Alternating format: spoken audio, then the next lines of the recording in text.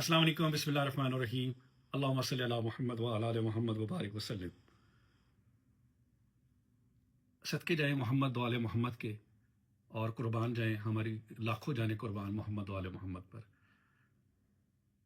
یہ چھٹے امام کا قول ہے، یا مجھے اسی طرح یاد نہیں ہے، تاریخ میں گواہ ہے کہ جس کو بی پی ہائی ہو جس کا، اس کے لیے پڑھتے ہیں یا حیو 313 مرتبہ۔